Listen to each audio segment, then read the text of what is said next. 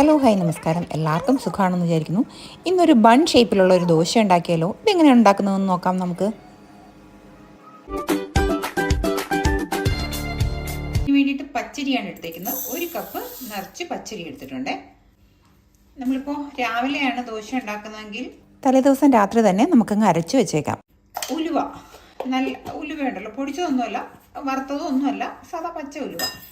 അപ്പോൾ ഇതിനെയും കൂടി ഇട്ടിട്ട് ഈ പച്ചരിയെ ഒന്ന് ഒരു 3-4 വെള്ളത്തിൽ നന്നായിട്ട് കഴുകിയെടുത്തിട്ട് വരാം.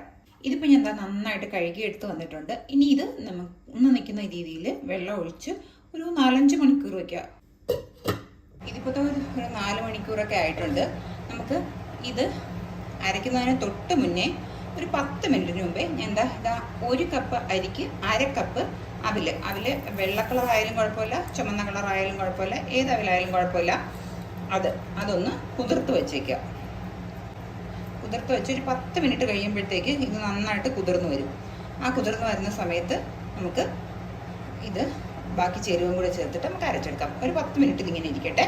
ഇപ്പോൾ ഒരു 10 മിനിറ്റൊക്കെ കഴിഞ്ഞിട്ടുണ്ട്. നമുക്കിനി ഇതൊന്ന് അരച്ചെടുക്കാം. അരച്ചെടുക്കുന്നത് ആദ്യം ഒരു മിക്സിയുടെ ജാർ എടുക്കുക. നമ്മൾ 1 കപ്പ് അരി എടുത്തിട്ടുണ്ട്, അതിന് 1/2 കപ്പ് തേങ്ങ. എന്നിട്ട് ഇത് ഒരുമിച്ച് ഇട്ട് അടിക്കാൻ പറ്റുമെങ്കിൽ അങ്ങനെ, എനിക്ക് കുഴപ്പമില്ല, ഇതെല്ലാം കൂടി ഒരുമിച്ചിട്ട് തന്നെ അങ്ങ് അടിക്കാൻ പറ്റും. ഒരുപാട് വെള്ളം ഒഴിച്ചങ്ങ് അടിക്കരുത് കേട്ടോ, കുറച്ച് വെള്ളം ഒഴിച്ചിട്ട് അടിക്കണം. ഒരുപാട് അങ്ങ് ലൂസായി പോകരുത്. ബാക്കി വെള്ളം ഇനി കുറച്ച് മാറ്റി വെച്ചിട്ടുണ്ട്, വേണമെന്നുണ്ടെങ്കിൽ അപ്പം എടുക്കാം. ഇനി ഇതിലേക്ക് ഉപ്പും കൂടി ഇട്ടിട്ടങ്ങ് അടിക്കാം നമുക്ക് കേട്ടോ. ഞാൻ അടിച്ചെടുത്തിട്ട് വരാം. അടിച്ചെടുത്ത് വന്നിട്ടുണ്ട്, കാണിച്ചു തരാം എങ്ങനെ അടിക്കുന്നതാണ്. ഒരു 2-3 ടേബിൾ സ്പൂൺ വെള്ളം. എന്നിട്ട് നമ്മുടെ കൈ കൊണ്ട് തന്നെ ഇതൊന്ന് നന്നായിട്ടൊന്ന് മിക്സ് ചെയ്ത് വയ്ക്കണം കേട്ടോ. ഇനിയിപ്പോൾ വേറെ ഒന്നുമില്ല, ഇതിനെ നമുക്കങ്ങ് അടച്ച് തന്നെ അങ്ങ് വച്ചേക്കാം. ഒരു 8 മണിക്കൂർ കഴിഞ്ഞിട്ട് നമുക്ക് ഇത് എടുക്കുമ്പം ഇത് നന്നായിട്ട് പുളിച്ച് പൊങ്ങിയിരിക്കും. ഇത് ഞാനിപ്പോൾ രാത്രിയാണ് അരച്ച് വെക്കുന്നത്. നാളെ രാവിലത്തെ ആവശ്യത്തിന് ബ്രേക്ക്ഫാസ്റ്റിന് വേണ്ടിയിട്ടാണ് ഞാനിത് ചെയ്യുന്നത്. നമ്മുടെ മാവ് എന്ത് പരിപാടി നോക്കാം. നന്നായിട്ട് പുളിച്ച് പൊങ്ങിയിരിപ്പുണ്ട് കേട്ടോ.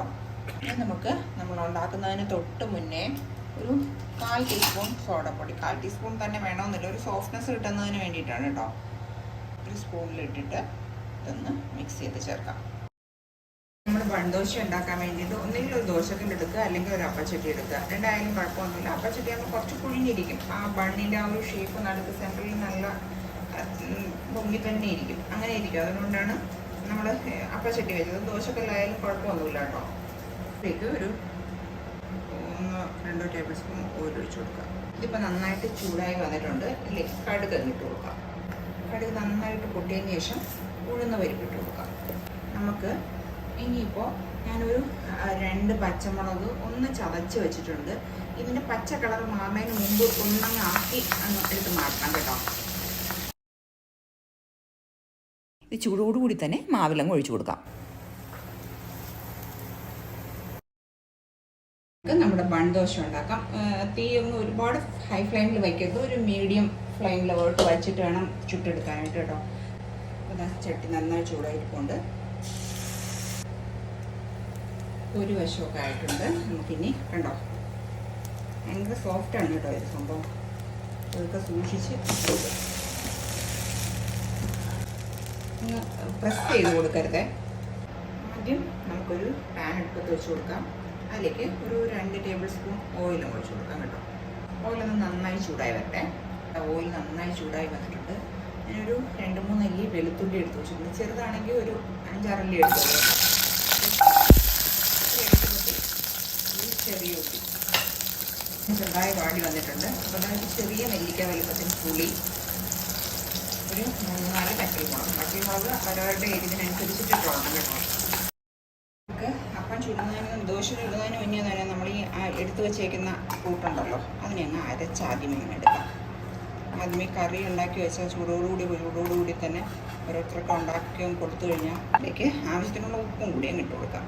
പ്രത്യേകം ശ്രദ്ധിക്കുക, വെള്ളം ഒഴിക്കേണ്ട കേട്ടോ. വെള്ളം ഒഴിക്കാതെ തന്നെ അരച്ചെടുക്കാം കേട്ടോ. അതാണ് ടേസ്റ്റ്. ഭയങ്കര ടേസ്റ്റാണ് ഈ കറി. ചട്നി ഞാൻ അരച്ച് തന്നിട്ടുണ്ട്.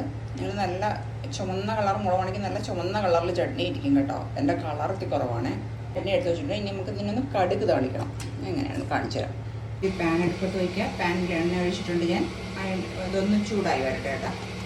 ഓയിലിപ്പോൾ നന്നായിട്ട് ചൂടായിട്ടുണ്ട്. നമുക്ക് കടുക് നല്ലതായിട്ട് പൊട്ടി വന്നിട്ടുണ്ട്. ഇനി നമുക്ക് ഒരു 2 വറ്റൽമുളക് ഒന്ന് കീറി കൊടുക്കാം. വറ്റൽമുളക് ഇട്ടതിന് ശേഷം സാധാരണ എണ്ണ മാത്രമാണ് ഇതിൽ ഒഴിക്കുന്നത്. പിന്നെ നിങ്ങൾക്ക് കുറച്ചും കൂടി വെള്ളം വേണമെന്ന് തോന്നുകയാണെന്നുണ്ടെങ്കിൽ ഇതിൽ കുറച്ച് വെള്ളം ഒഴിച്ച് കൊടുക്കാം കേട്ടോ. വെള്ളം ഒഴിക്കുന്ന വീഡിയോ മിസ്സായിട്ടുണ്ട് കേട്ടോ. ഇങ്ങനെ മിക്സ് ചെയ്ത് നമുക്ക് കലക്കിയെടുക്കാം. നമ്മുടെ ബൺ ദോശ ഇരിക്കണം ഭയങ്കര സോഫ്റ്റാണ് കേട്ടോ. കണ്ടോ, ഒരു ബണ്ണിൻ്റെ ഷേപ്പിലല്ലേ ഇരിക്കുന്നത്.